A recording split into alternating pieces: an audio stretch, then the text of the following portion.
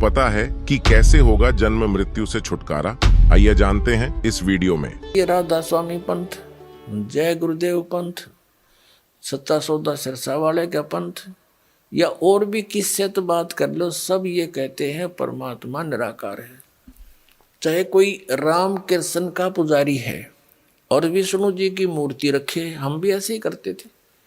फिर पूछते थे कि भी भगवान कैसा है? कि परमात्मा तो निराकार है, वो तो दिखाई थोड़ा देता है, उसका तो प्रकाश प्रकाश दिखता है। फिर श्री विष्णु जी की मूर्ति किस लिए रखी जब भगवान निराकार है? तो विष्णु जी क्या है?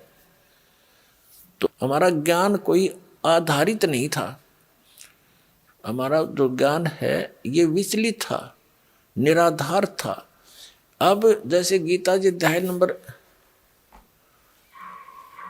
2 के श्लोक नंबर 53 में 53 में कहा कि अर्जुन, जिसमें तेरी बुद्धि भिन्न भिन्न प्रकार के भ्रमित करने वाले वचनों से हटकर एक परमात्म तत्व के तत्व ज्ञान पर स्थिर होगी, तब तो तू योग को प्राप्त होगा। तब तो तेरे में भगत के लक्षण आवेंगे, तू योगी बनेगा, भगत बनेगा।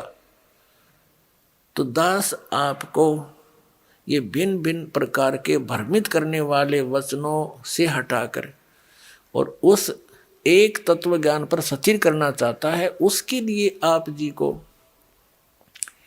सभी धर्मों के धर्म ग्रंथ आपके रूबरू करता है ये दास, और जो उस धर्म के धर्मी वर्तमान के जो प्रवक्ता हैं, वचन करता है, या अब से कुछ 100-200 वर्ष पहले तक के आ रहे हैं, जो अपना अनुभव बना करके, जो उन्होंने सारे जीवन में जैसा भगवान को जाना, सदग्रंथों को जाना, अपना अनुभव वो अलग से बनाकर चले गए पुस्तक, और उनके अनुयायी उनके द्वारा अनुभव की पुस्तक को ये मानकर ग्रहण किए हुए हैं कि ये सदग्रंथों से मेल खाती है, क्योंकि उन पुस्तकों में उन्हीं महापुरुषों और सदग्रंथों के नाम लिखे हैं कि उन्हीं से भी हमने ये जाना और स्वयं अनुभव भी ऐसा किया। तो दास ने उन सभी के अनुभव की पुस्तकें, उनके अनुभव के प्रवचन, जैसा कि टीवी आदि के माध्यम से, सीडी के माध्यम से, मीडिया के माध्यम से उन्होंने अपना जो प्रवचन कर रखे हैं, ज्ञान जनता में बांट रखा है, वो सारा आपके रूबरू कर दिया कि ये तो ये बताए हैं। और दास ने ऐसा अनुभव किया है, और जो वेदों से मेल खाता है, और सभी महापुरुषों को जिनको परमात्मा मिले उन्होंने जो बताया वो भी दास का मेल खाता, इनका नहीं खाता। तो इससे उनको रिजेक्ट कर दो, तो उस गलत अनुभव को, गलत ज्ञान को, शास्त्र विरुद्ध ज्ञान को त्याग के और शास्त्र विरुद्ध साधना को त्याग कर शास्त्र अनुकूल साधना ग्रहण करो। ये सारा कुछ प्रयत्न करके निष्कर्ष यही निकालता है दास कि आप उन सभी को त्याग कर, जो आपकी दिशा ठीक नहीं थी, वो शास्त्र ठीक नहीं थे, उनके अनुभव ठीक नहीं थे, वो संत अनुभवहीन थे, उनको परमात्मा प्राप्ति हुई नहीं, जिनको तुम परम धनी मानकर, महर्षि मानकर, आचार्य मानकर, शंकराचार्य मानकर उनके चिपके हुए हो, उनके पास यथार्थ आध्यात्मिक मार्ग नहीं है। आपका जीवन नाश हो रहा है, और ये प्रमाण प्रूफ देख लो। और इतना कुछ देख कर भी जो नहीं मानता है, उसके लिए परमात्मा कहते हैं वो चातुर प्राणी तो चोर हैं, जो अटपट करके दुनिया ने पीछे लगाए बैठे हैं।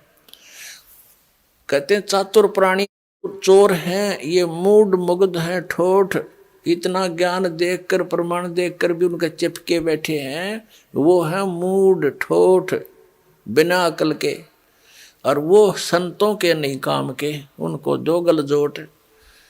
तो परमात्मा कहते हैं कि वो फिर हमारे काम के भी कोई नहीं, वो वहीं वहीं मरे रहो, फिर और क्या इलाज है उनका? इतने प्रमाण देखकर और फिर विष खाने की तैयारी में, तो या तो वो नशे में है या कति मूढ़मती। फिर क्या बताते हैं कि जानबूझ साची तजय। एक भक्त ने अपने गुरु को कहा कि गुरुदेव आप संत हैं, और संत वही हो जो सच्ची बोले। पहले तो उसने उसको तैयार किया नो विवश करने को कि ये कदे अटपट ना कर जा।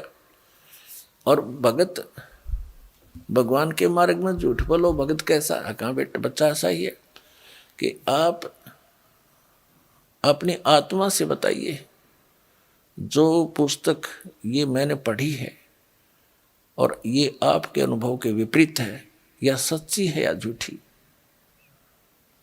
तो उसने कहा भाई तेरे को सच्ची लगती होगी तू ग्रहण कर ले, मैं तुझे बाधा थोड़ा ही कर रहा हूं, मुझे तो अच्छी लगती नहीं। तो उनको कहते हैं जानबूझ साची तजय और करे झूठ ते ने ताकि संगत है प्रभु स्वप्न में बना दे। इसे दुष्ट के दर्शन भी नहीं करे, सपने में भी जानबूझ कर। किस लिए?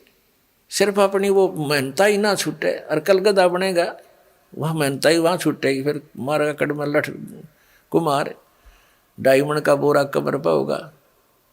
तो हमने जो भी संत महंत आचार्य ऋषि महर्षि शंकराचार्य संत हैं, ये सभी परमात्मा के लिए ही निकले हैं। अभी तक तो चलो जैसा भी हम धोखे में थे, संत भी थे और भगत भी थे। अब इस दास ने कति क्लियर कर दिया। अब इन संत महंतों ने या तो ये बताना चाहिए कि रामपाल झूठ बोल रहे है, एक पॉइंट गलत सिद्ध कर दो मेरा, और नहीं तो अपना कल्याण कराओ। आओ मान बढ़ाई क्या है इसमें?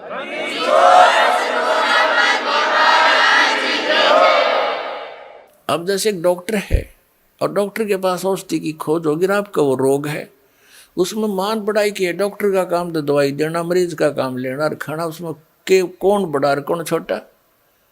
डॉक्टर डॉक्टर ही है, दवाई उसने देनी है क्योंकि उसको वह मिल गई है।